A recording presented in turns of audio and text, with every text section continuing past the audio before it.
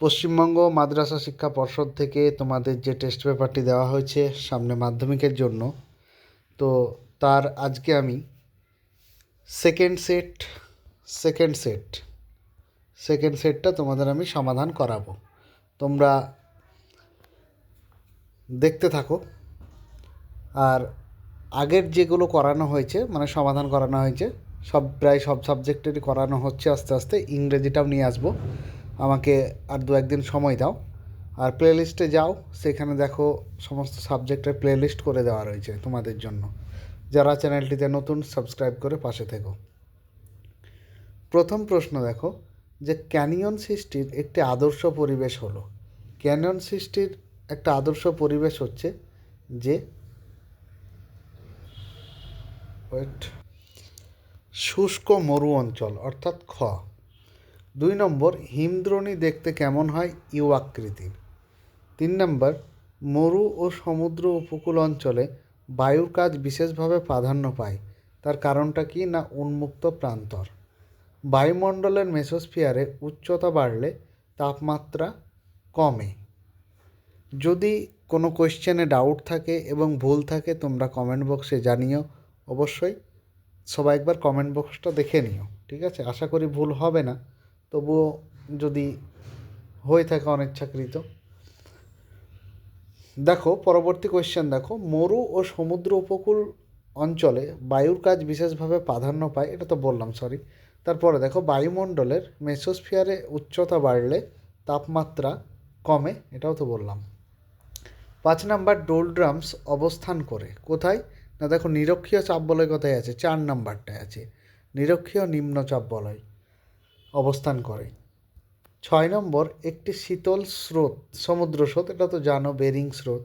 একটি বিষহীন বজ্র, সেলুলোজ, ফলের খোসা, গৃহস্থালির আনাজের বজ্র, উপরের সবগুলি। ডিএডটা হয়ে যাবে উত্তর। যারা চ্যানেলটিতে নতুন, অবশ্যই সাবস্ক্রাইব করে পাশে থেকো।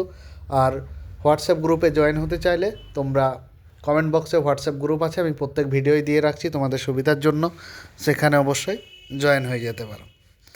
চলো পরবর্তী কোশ্চেন দেখো, কুমায়ুন অঞ্চলের বৃহত্তম দুন উপত্যকা হলো কোনটি? সেটা হচ্ছে দেহরাদুন। তারপরে দেখো, ভারতে অবস্থিত একটি আন্তর্জাতিক নদী, ভারতে অবস্থিত আবার আন্তর্জাতিক বলেছে, সেটা সিন্ধু। রেগুর হচ্ছে সেটা কৃষ্ণ মৃত্তিকা, কয়ে। তারপরে চলো পরবর্তী পেজ দেখি আমরা। দেখো 409 নম্বর পেজ, তাহলে আগেরটা কত ছিল? 408 নাম্বার পেজ, ঠিক আছে? সেকেন্ড যেটা সেটটা রয়েছে। সুন্দরী যে শ্রেণীর উদ্ভিদ, সুন্দরী কোন শ্রেণীর উদ্ভিদ? সেটা হচ্ছে ম্যানগ্রোভ। তারপরে দেখো, ভারতে সবুজ বিপ্লবের ফলে কোন ফসলটির উৎপাদন সবচেয়ে বেশি বৃদ্ধি পেয়েছে? সেটা হচ্ছে গম। 13 নম্বর, ভারতের কোন অঞ্চলটিতে কার্পাস বস্ত্র বয়ন শিল্প সবচেয়ে বেশি উন্নতি লাভ করেছে? ঠিক আছে, তো চলো সেটা আমরা দেখে নিই। সেটা হয়ে যাবে পশ্চিম, ঠিক আছে, পশ্চিম। ভারতের ভূসমলয় উপগ্রহ কোনটা? সেটা হচ্ছে ইনস্যাট, ক্ষয়েরটা। চলো পরবর্তী দেখি। আর তার আগে তোমাদের ভালোর জন্য একটা অ্যানাউন্সমেন্ট আছে। অ্যানাউন্সমেন্টটা হলো, আগের বার তোমরা দেখেছো যে আমি পিডিএফ ইতিহাস ভূগোলের দিয়েছিলাম, সেখান থেকে 99% কমন চলে এসেছিলো, ঠিক আছে? সেটা 49 বা 59 টাকায় দিয়েছিলাম।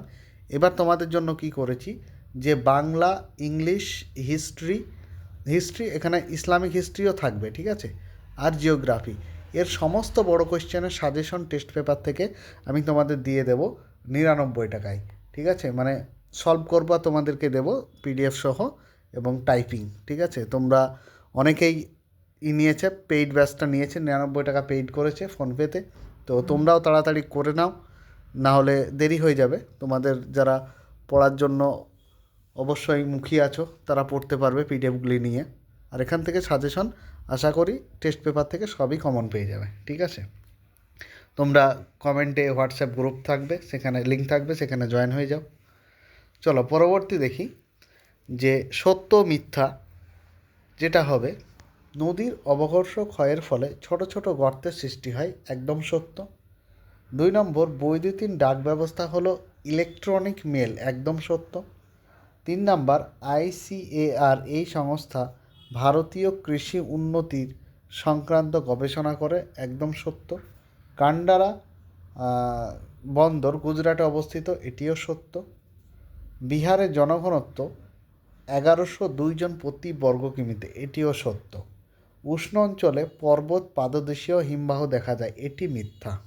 ঠিক আছে, চলো আমরা পরবর্তী দেখি। পরবর্তী কোয়েশ্চেন দেখো যে শূন্যস্থান পূরণ। মরু অঞ্চলের ক্ষয় প্রতিরোধী অনুচ্চ টিলাগুলিকে কি বলা হয়?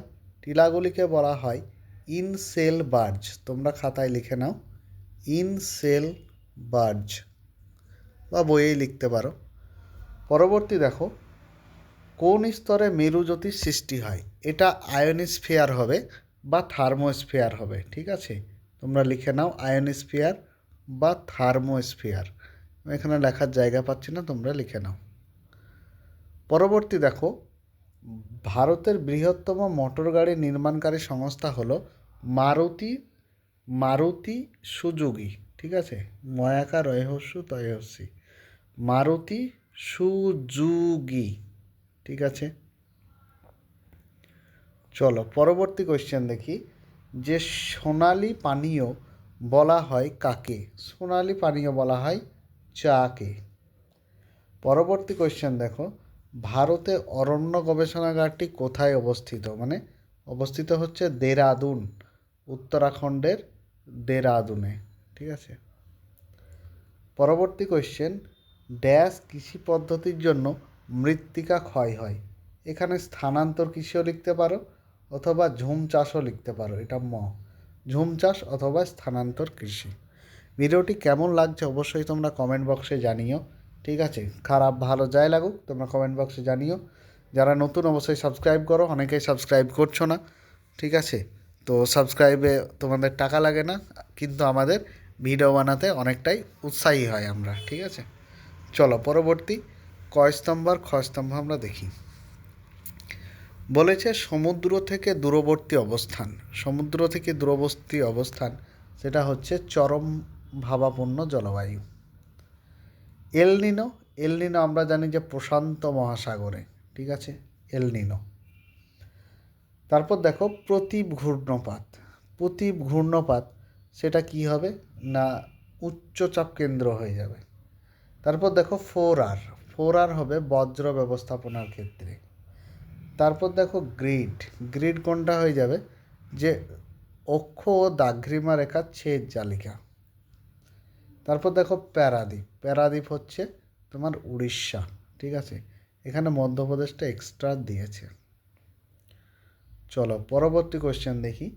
আর তোমাদের কি লাগবে, কোন সাবজেক্টের লাগবে অবশ্যই কমেন্ট বক্সে জানিও। ঠিক আছে, ভারতের একটি বৃষ্টির ছায় অঞ্চলের নাম বলো।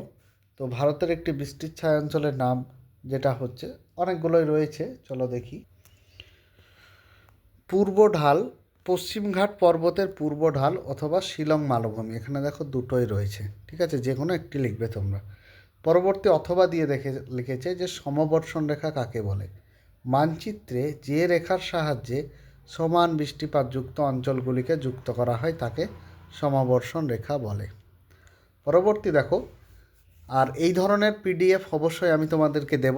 ঠিক আছে, 4টে সাবজেক্টের, সেটা হচ্ছে মাত্র 99 টাকায়। তোমরা এখনই আমাকে পার্সোনালি SMS করো গ্রুপে দেওয়া হোয়াটসঅ্যাপ গ্রুপ থেকে, মানে কমেন্টে দেওয়া হোয়াটসঅ্যাপ গ্রুপ থেকে। চলো, তো পরবর্তী হলো গৌণ জ্বর কাকে বলে? পৃথিবীর আবর্তনজনিত কেন্দ্রাতিক বলের প্রভাবে চন্দ্রের বিপরীত দিকে যে জ্বর হয় তাকে গৌণ জ্বর বলে। ল্যান্ডফিল কাকে বলে? ভীষণ ইম্পর্টেন্ট কোয়েশ্চেন। যে ল্যান্ডফিল হচ্ছে শহরের আবর্জনা যেখানে গর্ত করে জমা করে মাটি দিয়ে ঢেকে দেওয়া হয় তাকে ল্যান্ডফিল বলে। পরবর্তী দেখো 4 নাম্বার, দূর সংবেদন বা রিমোট সেন্সিং কাকে বলে? কোনো বস্তু বা স্থানকে স্পর্শ না করে দূর থেকে, যেমন উপগ্রহের মাধ্যমে তথ্য সংগ্রহ করাকে রিমোট সেন্সিং বলে। আজকে ভিডিওটি এই পর্যন্তই। পরবর্তী ভিডিওর জন্য তোমরা চ্যানেলটি সাবস্ক্রাইব করে রেখো।